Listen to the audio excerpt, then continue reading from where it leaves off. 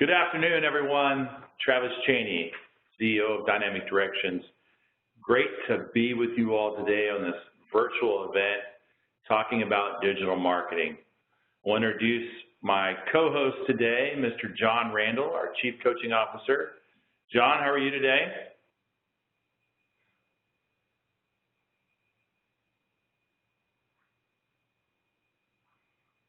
John. Hello, John. There we go. John Randall? We got some technical difficulties here. We'll work on bringing him in. John, pipe in when we get you on here. So John and myself are going to be hosting this with digital marketing today. And when the pandemic hit, we at D2 felt like we jumped out on this and tried to help people go as virtual as possible. We've been living in a virtual world for, gosh, probably a dozen years. And then we actually went out and invested in new software within WebEx to hold breakout sessions so that you guys can actually, at some point today, we're going to do this twice. We've already got you in pre-aligned groups. We're going to push a button that'll put you in a group where each of you, there'll be 3 or 4 of you together, and you'll be able to talk out and go through some of the questions that we have today. So we wanted to do that. And so that's going to be interactive.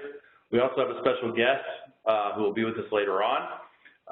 Actually 2 guests from one top practice in Ameriprise who are really rock stars at doing the digital marketing. We also have today Katie Rotz, who are our digital marketing director. She is on vacation but decided to join us today, so that's some dedication. So we might get to hear from her earlier, but what I want you all to know is Katie's been instrumental in putting together this whole presentation behind the scenes, not knowing she'd be able to be here for because of vacation. I'm taking the lead on it today. So, Katie, I hope I do you justice here. And so this is important. Digital marketing is very important.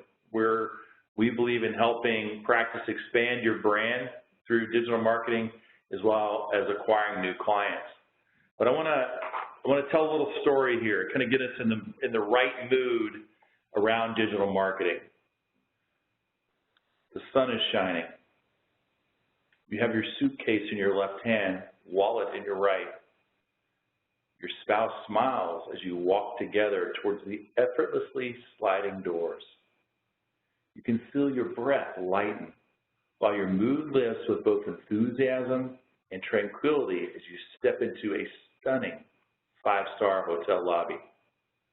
You wander through and notice the elegant decor, sweet sounds of greetings, and a refreshing smell that floats on that clean air.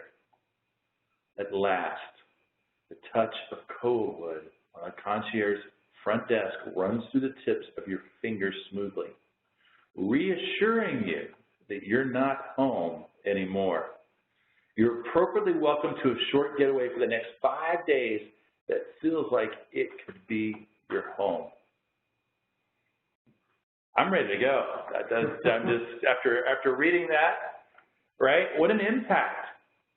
Because if designed correctly, a lobby provides guests with an exceptional experience that leaves a very positive, impressionable mark. It invites guests to pause, look, and wonder. A breathtaking, memorable lobby adds value to one's property and brings people together. The lobby also allows the hotels to show off its brand and start building recognition of the elements that make up the physical brand: words, signs, logos, color scheme. So why am I talking about a lobby at a 5-star hotel? Let me tell you why. Because we believe your digital marketing footprint is the new lobby. It's very important that what we just read about this lobby at a hotel, that you transfer what they're trying to accomplish in your efforts with social media, websites, and any electronic footprint that you have out there. So let's talk about these lobbies. Let's look at a couple. This one may very well be the one I just described. But if I were to describe it, I would say it looks inviting, warm, elegant, tastefully decorated, I would go there. But here's the next one. John, were we able to get you on the phone here? Yeah, I'm in here. Second one looks like a dump.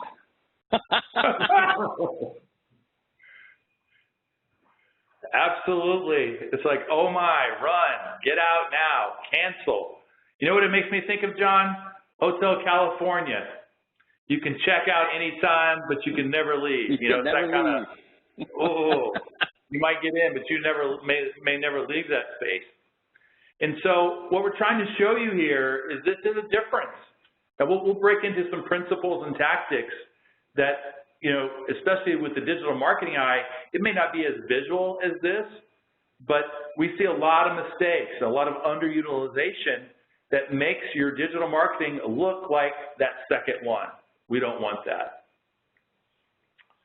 So let's look at some virtual lobbies. Let's set some precedent here. This first one is Sienna Wealth Advisory Group. That handsome man right there in the middle is Joe DeSena. And that beautiful lady to his left is Alana. They're actually going to be joining us here in a segment later on best practices. But this is a very well put together footprint. Quality pictures. You can see how many followers. That's a huge check-in. It's got the information, you know, the about information. It's got some upcoming events. You'll see the word @swag. We'll talk about that later. So that's a really good one. The next two I'm going to show you is Ben, who's in charge of research here, found an article, and it profiled Safeco and Liberty Mutual as two very positive digital footprints out there because of the reviews. You had, let's see, read my notes, some positive reviews that were on there. They're again quality photos. It's the engagement factor. It just kind of draws you in. Now, by all means, I'm not saying these are what we want to do for you, but I always like looking at, especially not just our industry, but other industries to see what's working, to see what, you know, what can we bring over, what, you know, what are some of the principles and tactics that people are following. So John, why don't you tell us about some of these not so good virtual lobbies? What's wrong with this one, John? You know, you see so many generic ones that are just uninviting, and you don't really know what is it they do. I mean, yes, okay, this is insurance, but there's no pictures of the people. There's no personalization. There's no clarity on what they do. Insurance could mean anything. It's a pretty wide industry, just like the financial industry. What does a financial advisor really do? There's a wide range and a lot of answers to that question. So this ambiguous, you know, page looks like maybe it was developed in 1981 when it was founded at the bottom. That's what I was thinking, because it says it's founded, right? I wonder if all 544 employees know it looks this bad. I shouldn't say that, but I did. And then this one, Big Tick Productions. What's up with this? What is that?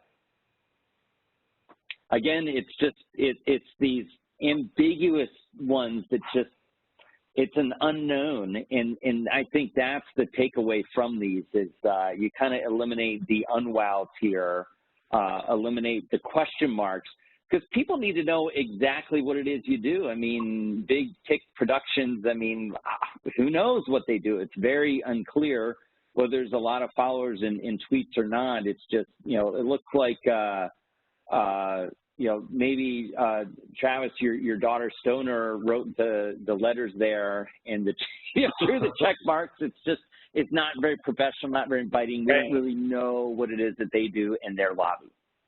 Right. Well, two notes I would add to it, John, is one, I mean, they're using the check mark twice. So they have an opportunity to use a different picture, but they're doubling up. The other thing I thought of course, forgive my Southern roots, we have a tick problem. You know, when I saw Big Tick Productions, I'm like, what was this, like they're going to come in and remove the ticks? I don't know. So to your point, you know, if you're going to leave this up to speculation, that's not a way to portray your brand. And this last one, Social Geeks, this is actually a Twitter feed. You know, the problem with this, you can see but as you know, there's auto posting you can do. And so what all they're doing is these are Facebook posts that are showing up on their tweets, but there's no customization, there's no commentary around it. You know, this is, you know, wow, okay, you don't know what it is. I got to click on a video, and most people aren't going to do that just if they don't know, you know, have any idea of what that might be. I mean, you see anything else there, John, with that one? Yeah.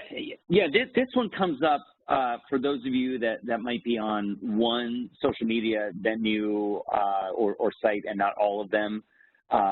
Yeah, in this case, you got to click to a different one. What if someone's not on Facebook? And I've heard from a lot of you that, hey, I'm on Facebook, but I'm not on Twitter, and I click to go to something on Instagram or Twitter, and I can't see it. So, yeah, eliminate the clicks. Make it crystal clear. It should be wide open and not reference like this. I think a great, you know, unwow to eliminate for sure. Here we go. And for those of you who don't know, at Ameriprise, let's go over the platforms that are supported. We can utilize Facebook, LinkedIn, we can utilize the website, we can utilize Twitter. Those are the platforms that are supported through the Go Social program, I should say. So that's why, John, to your point, when I see one advisor only using one platform, they're really limiting themselves in several ways. One, just exposure from the other platforms. But in this case, it's okay. We see people use content for all platforms, okay, and that's an efficient way to do it. But you have to take the time to customize it for a little bit on each platform.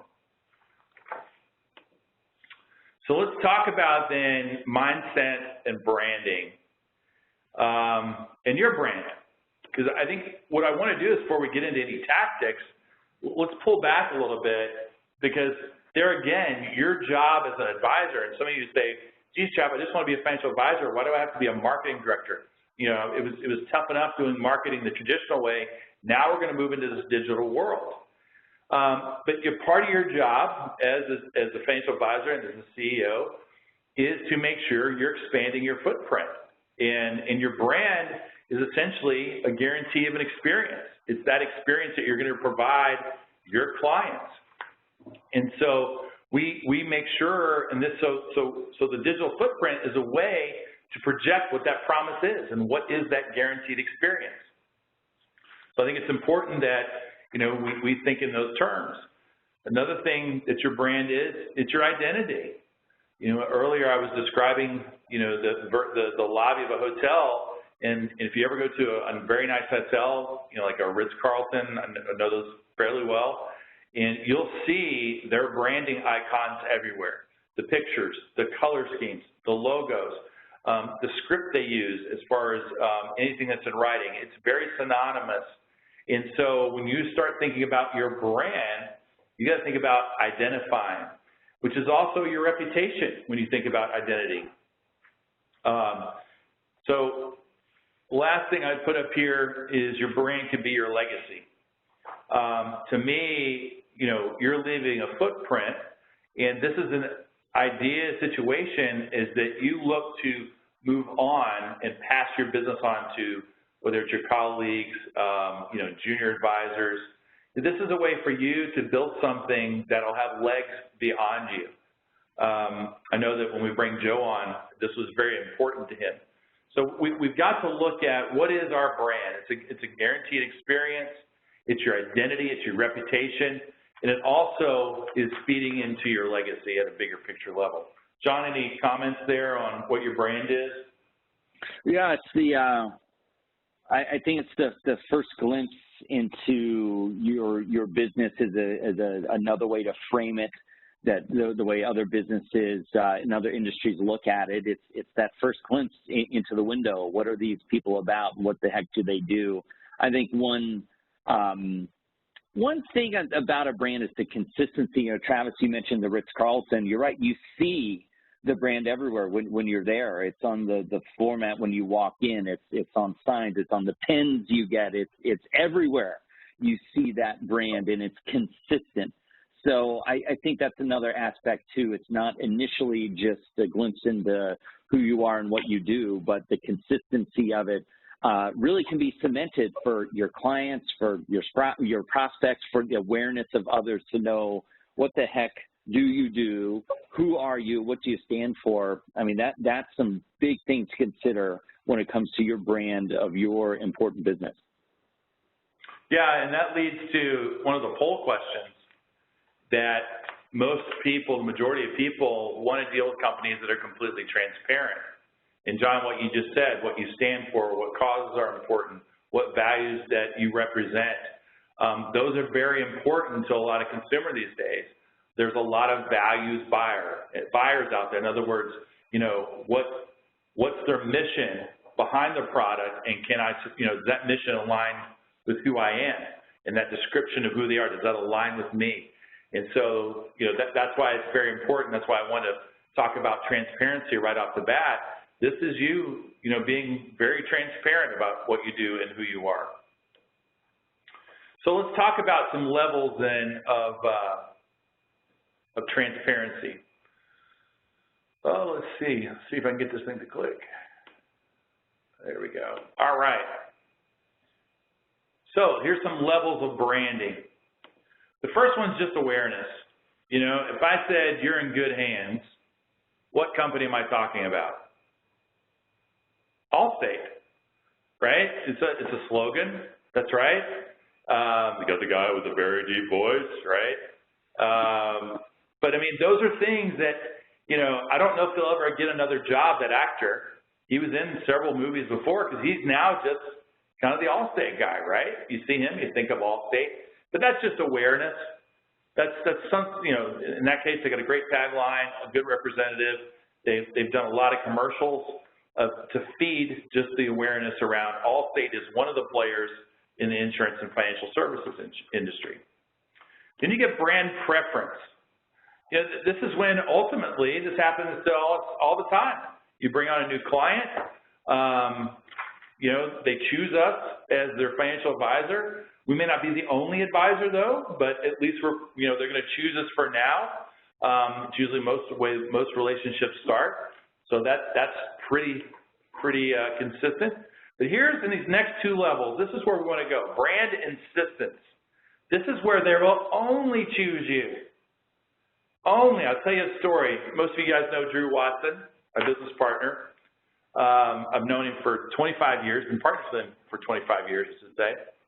The guy only drinks Diet Coke. That's the only soda he will ever drink. We've gone to restaurants. He's asked for Diet Coke. They said, no, sir, we have Diet Pepsi. Would you like that? No, bring me water. We have Diet Sprite. No, bring me water. I mean, I've heard them go through all the lines, because most time diet drinkers want a diet, you know, just a diet drink. In fact, when we have events, we have to have Diet Coke for Drew at his events. Now, it's kind of funny, but this is a perfect example of what we're talking about on brand insistence. I mean, I think that's a great example. The last one is really what we're striving for. It's brand advocacy.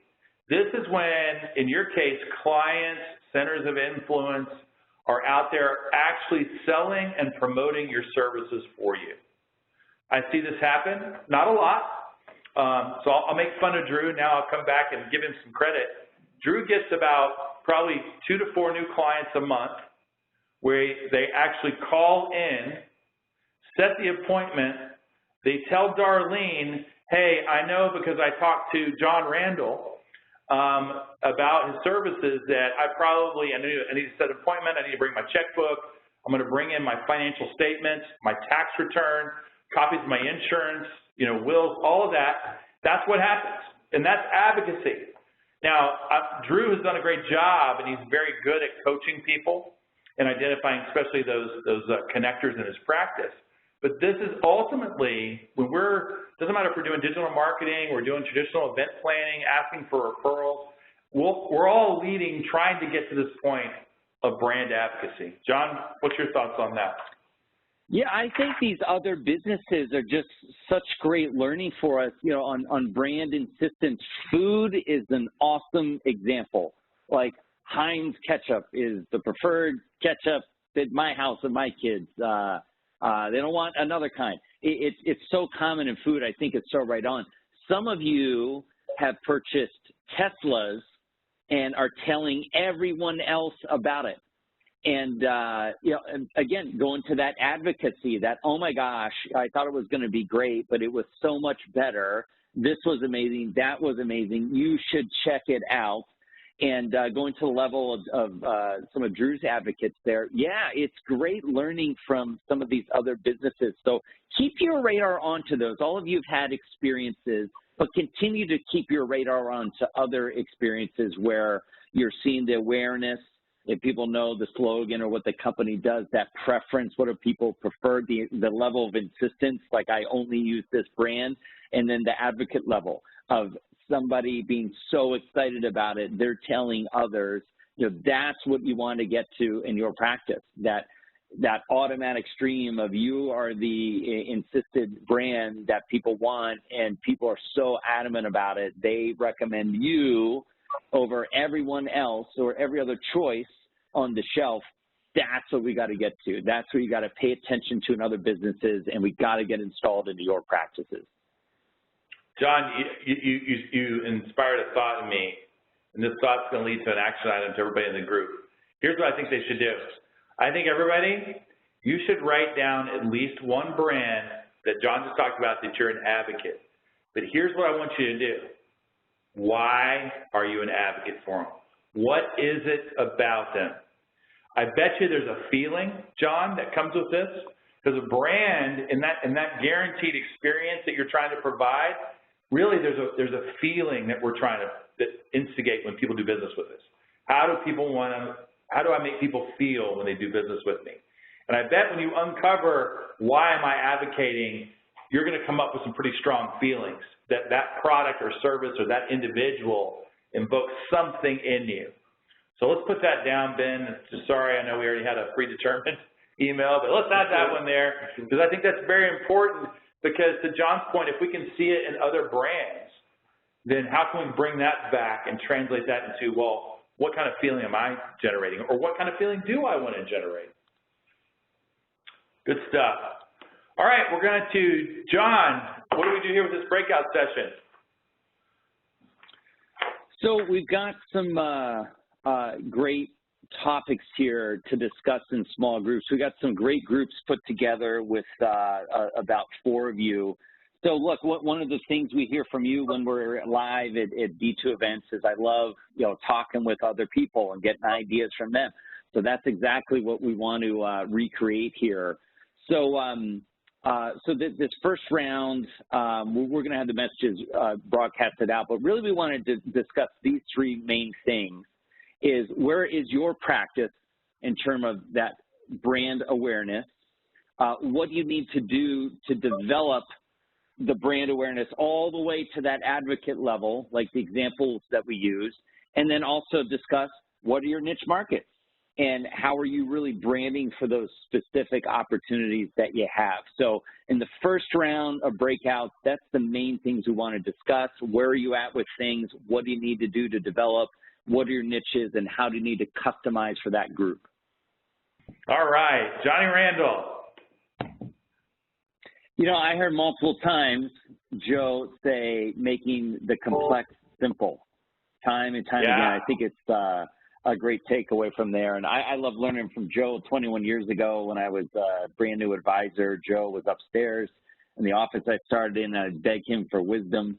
And I tell you, he's still a great example today for all advisors. But the consistency of it, swag on, you see it everywhere. He says it, making the complex simple. I mean, it's constant, and you see it on their lobby to their business.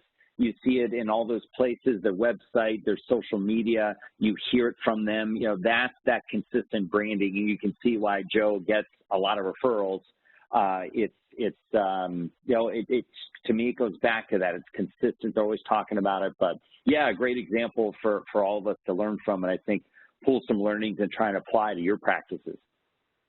Yeah, and the last thing I would just say that whether it's digital marketing, or obviously we got to see him on camera today, or you ever hear him speak, he's absolutely passionate about helping people. And that's what's, I think, cool about watching him on digital marketing is that you get to see that.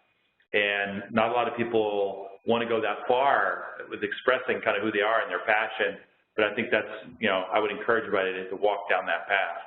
So John, let's go through, we got some other best practices here. Just looking at the stats, got this right from Ameriprise. I mean, I hear from advisors, not as much as I used to, but geez, I just don't think my clients are on the internet and so forth. So, or they're not using social media, but look, the stats prove that through. So John, I'm going to breeze through some of these, or you want to go through them?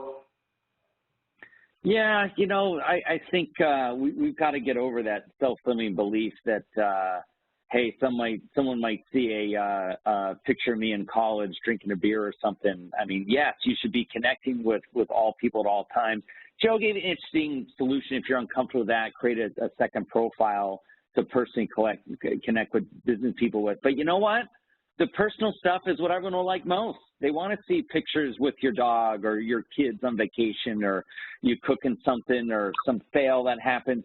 That's the stuff that matters. It makes you a real person to them. So I think that that's just the fundamental best practice right there that I don't see everyone doing is connect with everyone at all times. All clients, all prospects should all be connected with on these preferred platforms. Seems like Facebook, LinkedIn is what a lot of you use. It seems like that's where a lot of the action is coming from. So, and then, it's a two-way street. Look, Joe's really active on social media. He's always posting stuff in the business page, on the personal page, and he's active both ways. So he's putting stuff out there, but to this point, he's liking clients' businesses page.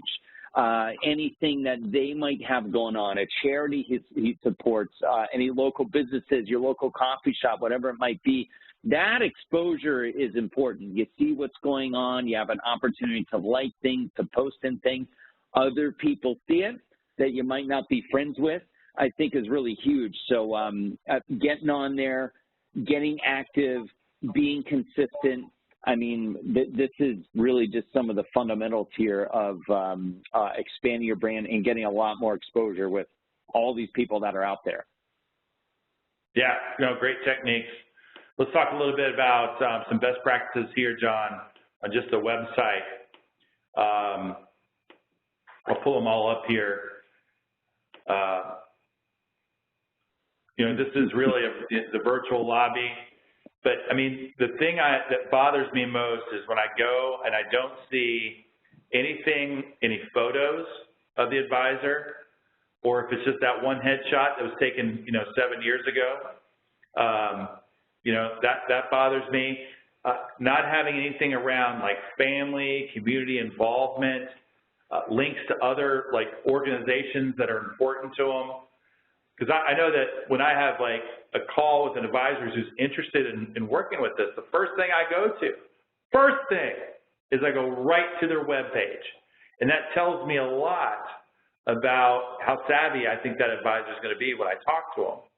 And plus, from a prospecting standpoint, the first thing I'm asking about or commenting on is the pictures of how beautiful their family is, or tell me more about why you involved with this charity I clicked on. It seems like it's a great mission. Am I understanding that right? So it becomes talking points, but if you don't have that on there again, we don't know who you are. Yeah, and keeping it up to date is big. I think regular updates, changes on the site's really good. But gosh, I'd say half the time when I speak to a new prospective advisor, maybe even more than that, their team members aren't up to date. I'll say, hey, tell me about these two people on your team. Oh, they don't work for us anymore. We have two different people now. not on the website. So, right. Yeah, I think and this is probably someone on your team could easily regularly do it. Heck, a college intern could do this very easily. But have some regular, whether it's once a month or once a quarter at a minimum, have somebody regularly updating these things and applying some of these best practices and making sure you've got new content going, always updated stuff. And all these extras, they matter most. The stock Ameriprise stuff doesn't matter. It reminds me of that first page that we saw. that was really boring. All these extras make you special, make you unique. So make it about you, personal pictures, charities. That's the stuff people care about. Yeah, one quick story. Drew started a radio show a couple weeks ago, and we'll bring him on later on to talk about how well that's working.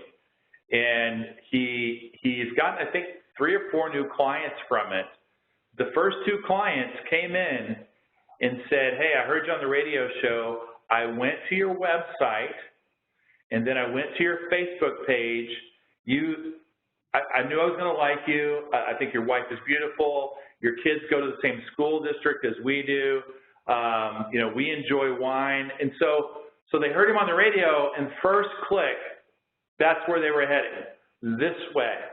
And so don't tell me that's not important. I mean, obviously Drew did something on the radio to pique the interest, and then they go and look and see his personality, things he's involved with, the professionalism, and to the point where they even comment on it. So I think that's where sometimes we can underestimate the value, because all those things happen unbeknownst to us, but they're happening.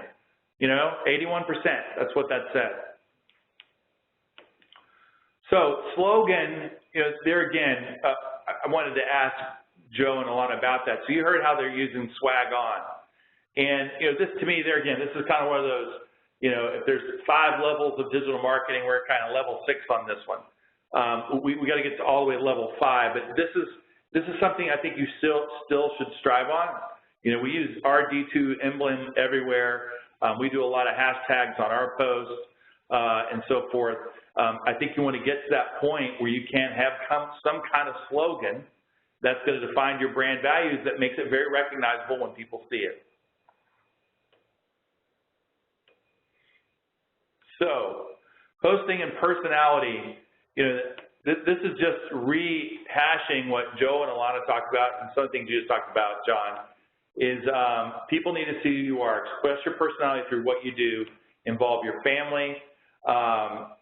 You know, one of the things that we've learned in compliance is that when we're doing personal things, especially like photos of family and staff, or birthday wishes or anniversary wishes, or, you know, in this case, Katie making a post looking like this, you know, all-American, all-world fisherman there, right? These kind of things, the restrictions are far less on social media as far as getting things like that approved. If you follow guidelines, it's instant. So, and plus, these are the things, I remember commenting on Katie's fish. I was jealous. I had just gone fishing in Michigan, and she outkicked me. Probably her fish is twice the size. I was, you know, like, but hey, congratulations. But we really got to see your personality. And Joe alluded to this. It seems like advisors, they're somewhat hesitant to do some of these things. I don't know what they're worried about. When they walk in and meet them face to face, they're going to get a sense of who you are. But if you can express that ahead of time, and there again, kind of like in the story with Drew, where they saw something and they are aligned with it, that just makes them, 1, get to that meeting, but 2, when they're there, make them feel that much more comfortable. Nice fish, Katie.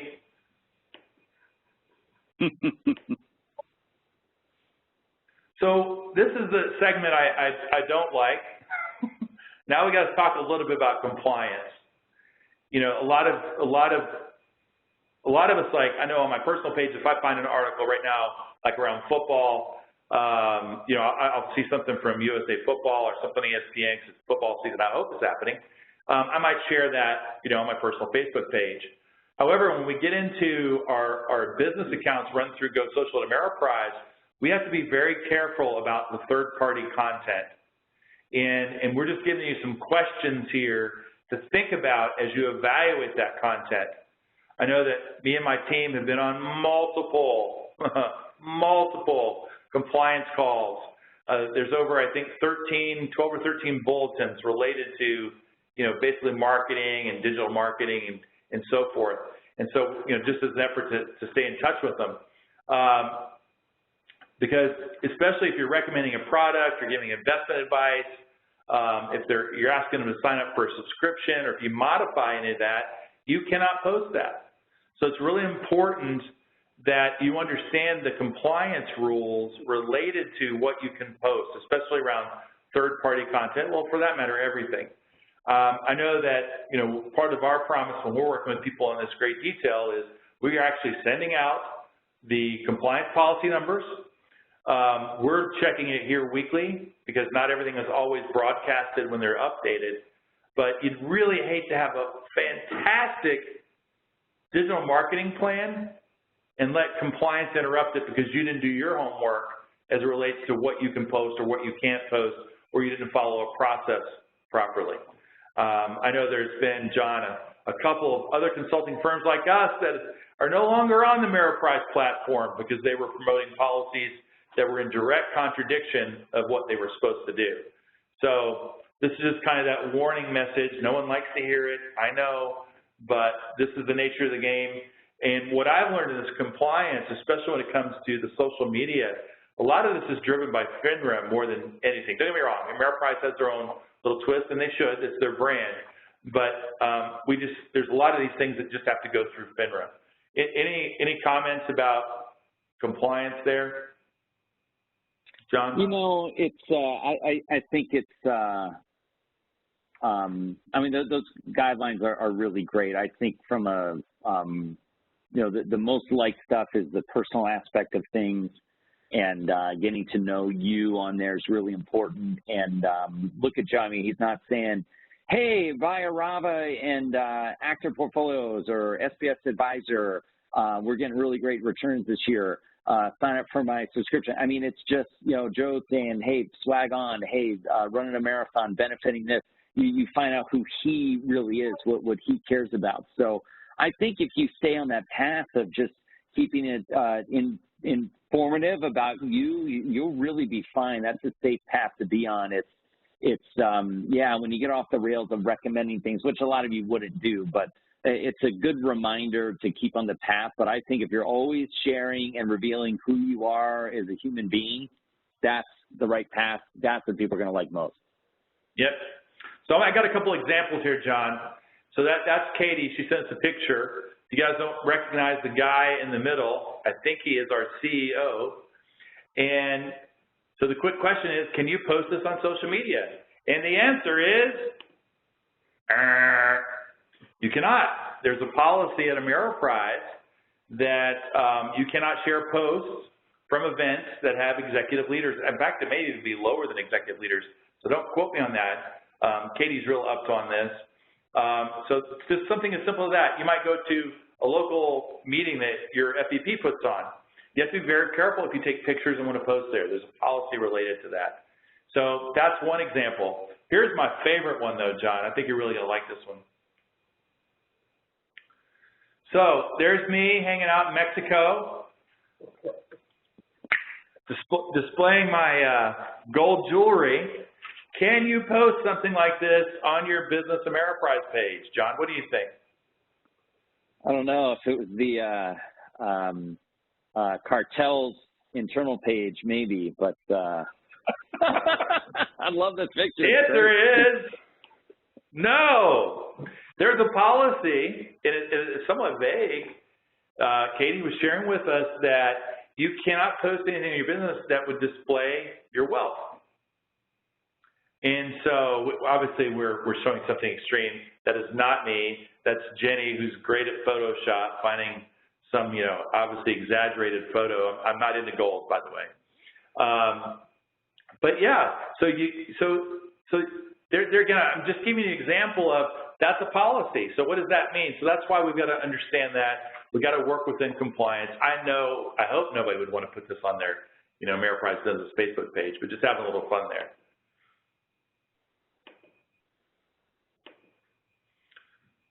So, breakout session. We're going to try this again. We are going to try. Here's some new guidelines, though. If you get in your breakout session, all right, and the audio doesn't work, I apologize in advance. Gift cards are coming. Go ahead and just complete this. Go ahead and write out your answer so that way you can send it to our coach. So, same rules as last time, right, John? Yeah, or you can write in the chat, whoever's the host of each breakout, you've got to manually unmute everyone in the breakout room. So I know the room I'll be in, I'll be host, I'll unmute everyone. But if it's not working, just, write this stuff out on chat. What resonated you? What best practices resonated? What are you going to implement? And do you have any other cool best practices to share with your small group?